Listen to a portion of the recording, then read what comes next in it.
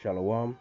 First, I'd like to give all the praises, honor, and glory unto Abanawa Yahweh, Bahasham, Yahweh Shai, Baha Racha Kodash.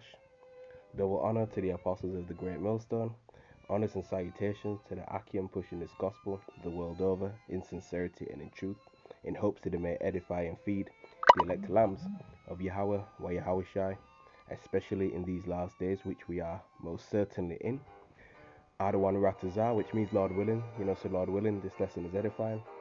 So the topic of this lesson is just going to be on these two verses 25 and verses 26 in the book of Jeremiah, chapter 51. Okay, and then we'll get some precepts to to go along with it. Okay, so Jeremiah chapter 51 and verse 25 reads, Behold, I am against thee, O destroying mountain, saith the Lord Yahweh. And when you see the Lord in all capitals, it's talking about the Heavenly Father Yahweh, which his name means he is, or he exists in the ancient Hebrew. Alright, Yah, he, Hawa, exists. Alright, it also means to breathe. Alright, Hawa means to breathe. Okay, and all life came from him, man. All life came from him. Alright, all into existence. Alright, so right here it says a destroying mountain. Alright, and this is actually not talking about an actual mountain. Alright, like Mount Everest or something like that. No. Alright, America is that destroying mountain. Okay. Alright, and mountains in the Bible, they can represent major governments or major kingdoms. Alright, and then you'll see hills in the scriptures, and they represent smaller kingdoms and smaller governments. Okay, so it says again, Behold, I am against thee, O destroying mountain, saith the Lord Yahweh, which destroyest all the earth, and I will stretch out my hand upon thee, and roll thee down from the rocks, and will make thee a burnt mountain. Okay, and everywhere Esau goes, death and destruction and wickedness, that follows right after. And Esau being, the so-called white man, the Caucasian nation. All right, that's why in the book of Malachi, chapter 1 verse 4, right, they're known as the border of wickedness, whom the Lord has indignation, meaning righteous anger, right, against forever. Okay, the Lord hates them perpetually, man. All right. They do all sorts of destructive things on this planet, man. All right. Let's get Revelation chapter 18, or Revelation chapter 11, sorry, in verse 18. And the nations were angry, and thy wrath is come, and the time of the dead, that they should be judged, and that thou shouldest give reward unto thy servants the prophets, and to the saints, and them that fear thy name, small and great, and shouldest destroy them, which destroy the earth, right? That's the key part, man. And shouldest destroy them, which destroy the earth. Okay, they drop bombs everywhere, right? They pollute the land, they pollute the air. Okay, the earth is corrupt and defiled under these people, man. Right? And it's getting worse and worse as long as they're in power. Okay, let's go back to Jeremiah again. Alright, Jeremiah chapter 51.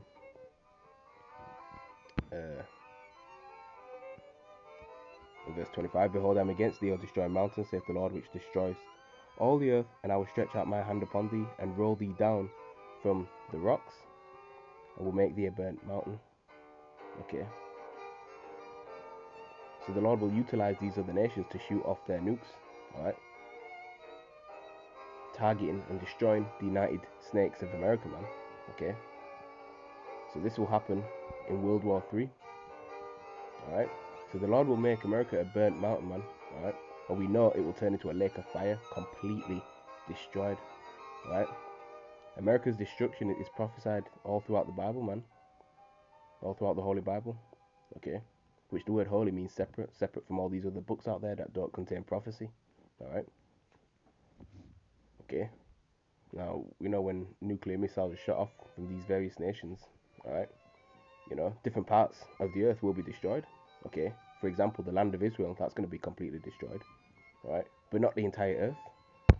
Why? Because Ecclesiastes chapter 1 and verse 4 says this: One generation passeth away, and another generation cometh, but the earth abideth forever. Okay. So the earth abides forever, man. Right? It's not going to be, the earth is not going to be completely, destroyed. Alright. So let's get Revelation chapter 8. We'll go to straight to verse 8. Okay.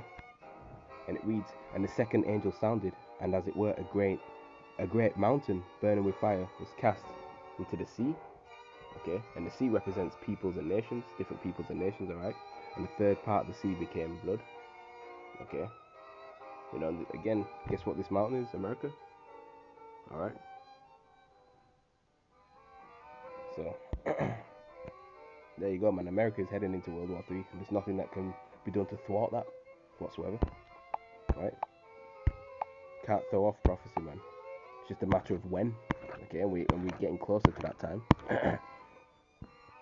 So Jeremiah chapter 51 and verse 26 reads, "And they shall not take of thee a stone for a corner, nor a stone for foundations, but you shall be desolate forever, saith Yahweh." Okay. So after America is completely annihilated, man, Esau will not be able to build ever again. Alright, because America will be a wilderness, alright, a desert. Okay. Let's get Isaiah 14 and 21. And it says, "Prepare slaughter for his children, for the iniquity of their fathers, that they do not rise nor possess the land, nor fill the face of the world with cities," man. Okay. You know, and you got Edomites that like to say, "Oh, that's nothing to do with me."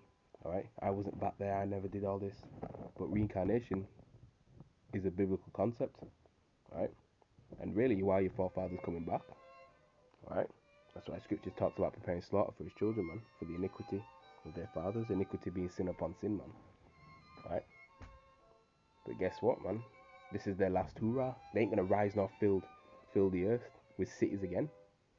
Right? Once America goes down. Right? Let's get Malachi chapter 1, because you know these are prideful people, man, and boastful. They think they're gonna continue ruling forever, man. Like it says in Psalm 49 and 11, you know, their house is continuing on. They believe that their house is going to continue on. Right? So Malachi chapter 1 and verse 4 reads, straight to the point, "Whereas Edom saith, we are impoverished, but we will return and build desolate places." Right? Which they did when, you know, they came back into power during the time of the Renaissance, which the term Renaissance means rebirth. Right? So approximately around the year of 1400 AD, you know, that's when they started building again, right? You know, because prior to that, you know, they didn't really have any power, right? And it says, "Thus saith Yahweh of hosts," meaning the Lord of armies, "They shall build, but I will throw down." Okay, and how will the Most High throw them down? Well, it will happen during World War III. Okay, and they shall call them the border of wickedness, and the people against whom the Lord has indignation forever, man. Right, so everywhere you go, again, evil is multiplied on the earth where they are. Okay. Let's get Isaiah chapter 13.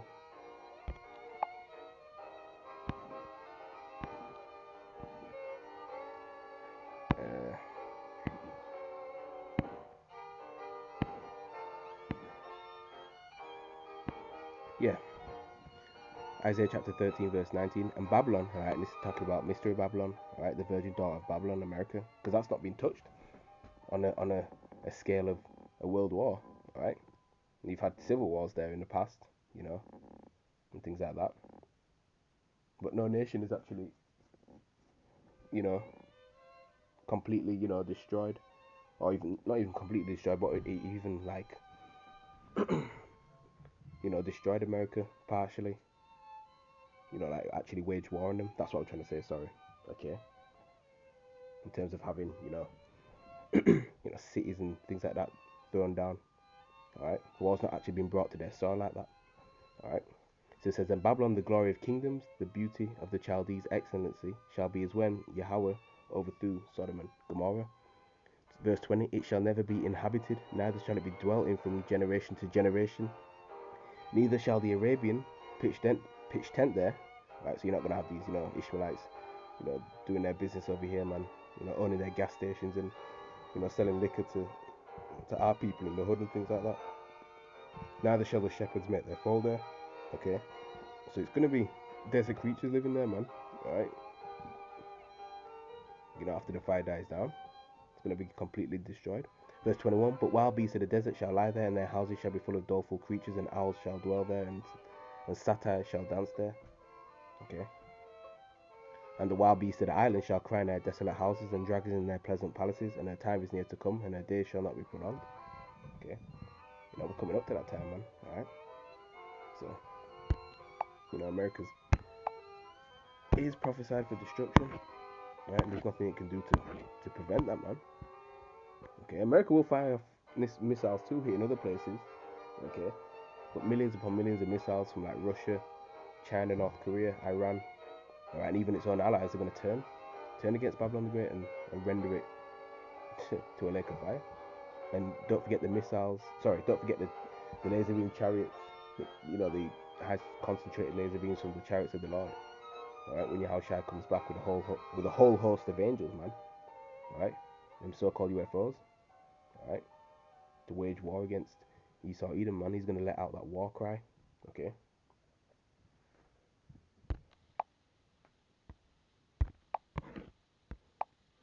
He ain't coming back all happy and dandy like these Christian churches teach. Isaiah 66 and 15. But behold, the Lord Yahweh, Bahasham Yahushua, will come with fire, and with his chariots like a whirlwind, to render his anger with fury and his rebuke with flames of fire. Okay. Does that sign keeps coming back, to talk things over? No. Talk is going to be done. It's going to be action. For by fire and by sword will the Lord plead, meaning judge, with all flesh, and the slain of the Lord shall be many, man. Okay? Dead bodies everywhere. So, I'm going to end the lesson there, man. Lord willing, this was edifying. I pray that this was edifying. Alright? With that, Kal Halal Yahweh, Bahasham Yahushai, Kwam Yashirala, signing out. Shalom. Until next time.